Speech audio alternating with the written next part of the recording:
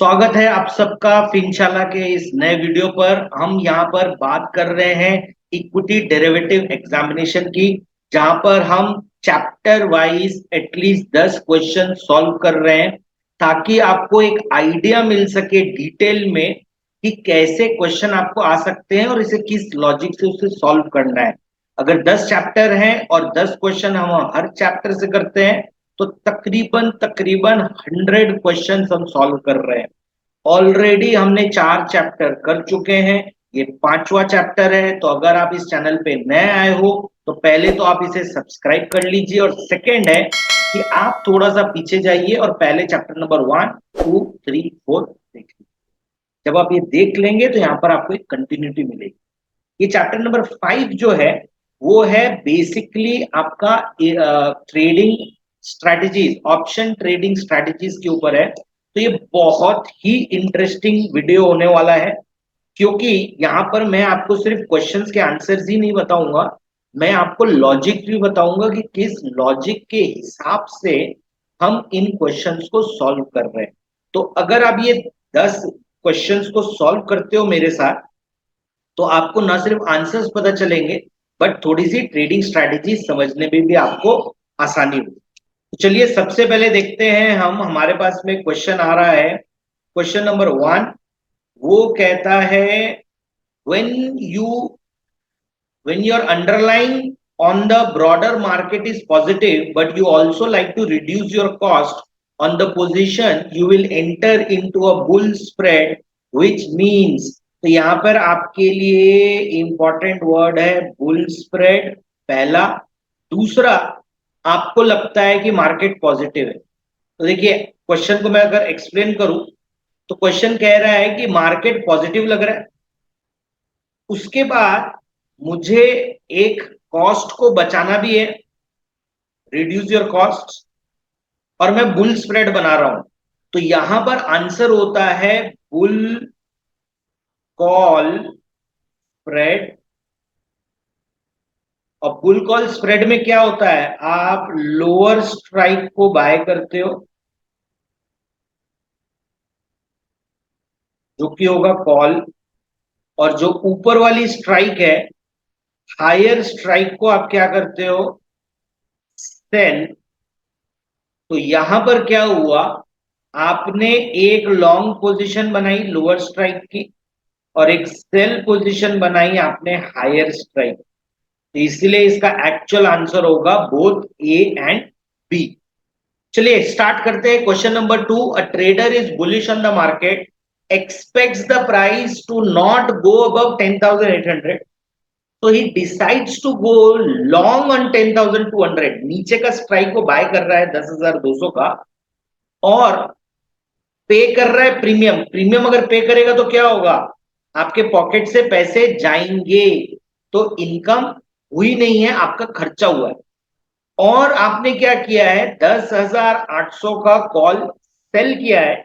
तो वहां पर क्या हुआ है, आपकी इनकम आई है। कितनी इनकम आई है, 140।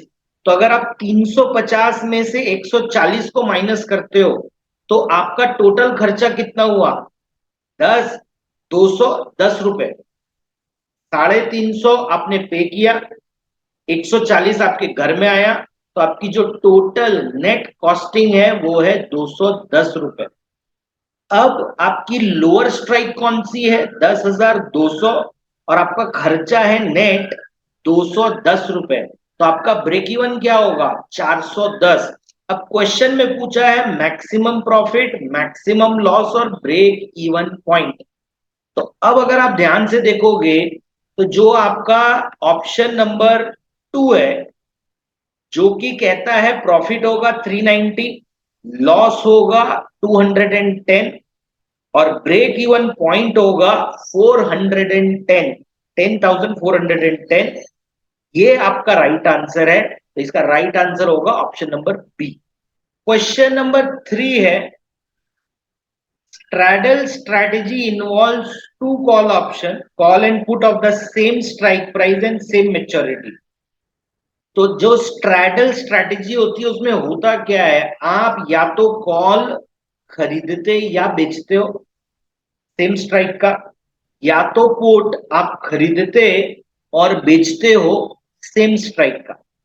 अब आपको क्या कह रहा है, सेकंड आगे जाके क्या कह रहा है, a long straddle position is created by buying a call and a put of the same strike and expire on expiry same expiry, whereas a short straddle is created by shorting a call and a put of the same strike same expiry।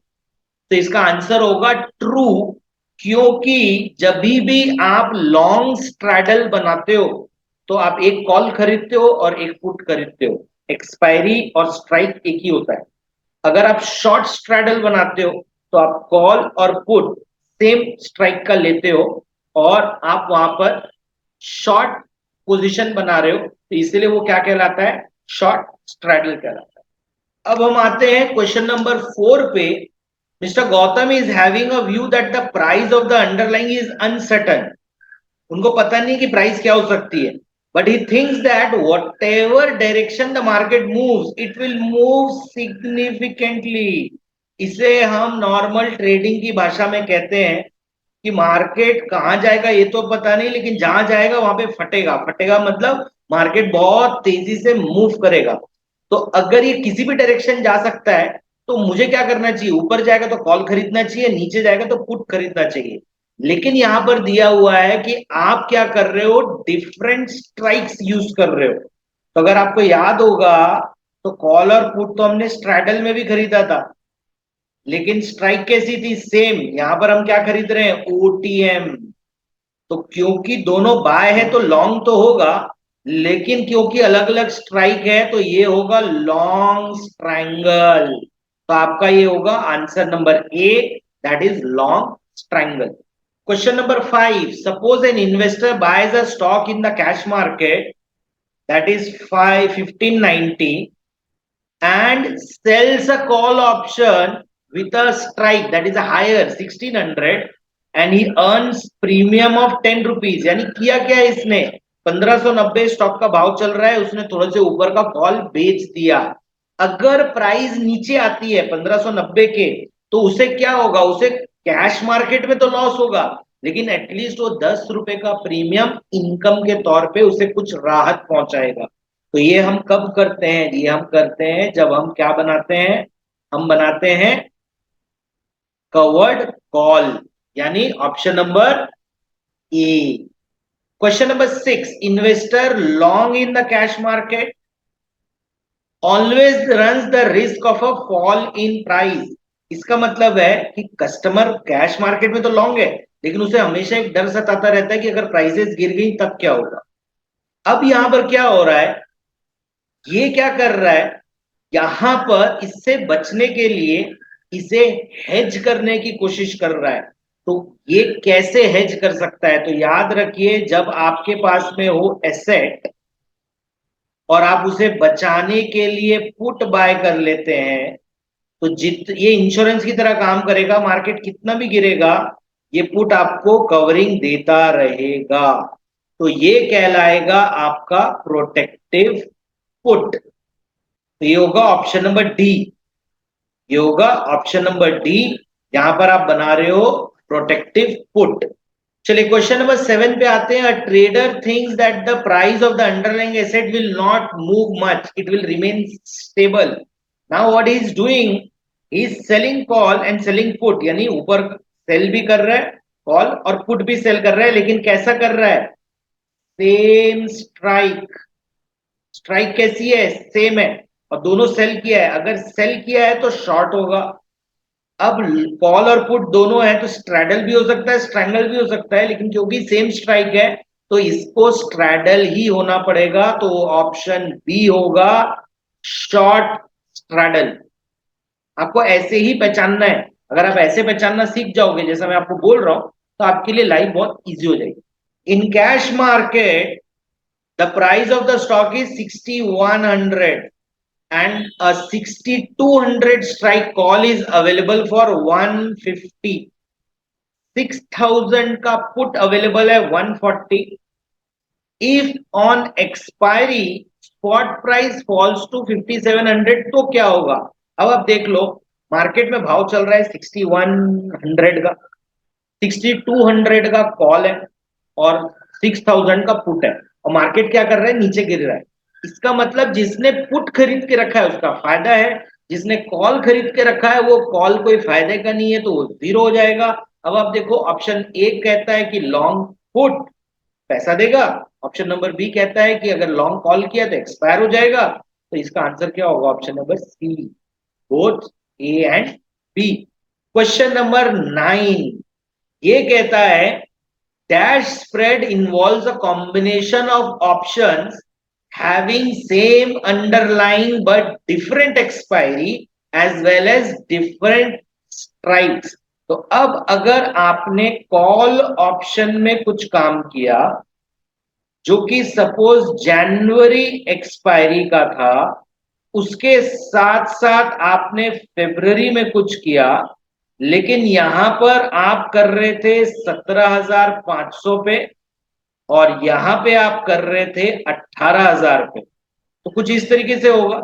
है दोनों call he, but आप क्या कर रहे हो? एक 17,500 में कर रहे हो, एक 18,000 में कर रहे हो, या कुछ भी हो सकता है, बट पॉइंट क्या है? बनेगा तो ऐसा। और जब आप इसे ऐसा कर दोगे तो आपको समझ में आ जाएगा वर्टिकल हो नहीं सकता, हॉरिजॉन्टल है नहीं, तो बचा क्या? डायगोनल। और आपको दिखेगा कि आपने लाइन टेढ़ी बनाई है, यानी ये डायगोनल है, तो ऑप्शन नंबर सी होगा। क्वेश्चन जब इस तरीके से आएंगे आपको कुछ इस तरीके से ही सोचना है। तो उम्मीद कर रहा हूं आपको समझ में आ रहा है जो मैं आपको समझा रहा हूं। अगर समझ में आ रहा है तो कमेंट पर वाई लिखिए, मुझे समझ में आएगा आपको समझ आ रहा है। Now question number 10, suppose the stock is trading at 6000 और एटीएम कॉल और पुट का प्रीमियम है 250 और 135। A person buys both call and put, then his maximum loss will be. अगर भाई आपने कॉल भी खरीद लिया है, पुट भी खरीद लिया है, तो अगर आपको मार्केट एग्जैक्ट वहीं पे बंद होता है तो कॉल भी वर्थलेस, पुट भी वर्थलेस, दोनों मिला के लॉस कितना होगा? दोनों को ऐड कर दो तो होता है 385। तो कहां पर लिखा हुआ है? Option number B. Option number B क्या हुआ? 385। तो देखिए मैंने अपना काम कर दिया, मैंने आपको बता दिया कि इस 10 क्वेश्चन को आपको कैसे अटेम्प्ट करना है, क्या लॉजिक लगाना है। अब आपका काम बनता है, आप सब्सक्राइब कीजिए चैनल को, शेयर कीजिए। अगर 1000 व्यूज होते हैं, कुछ नहीं, ज्यादा नहीं बोल रहा हूँ, 1000 व्यूज इस वीडियो को, मैं आपके लिए इक्विटी डेरिवेटिव्स के ओवरऑल सारे चैप्टर्स मिला के मैं आपको 50 क्वेश्चंस का एक मॉक टेस्ट बना कर, तो चलिए आप सब्सक्राइब कीजिए। मैं मिलता हूं आपसे चैप्टर नंबर 6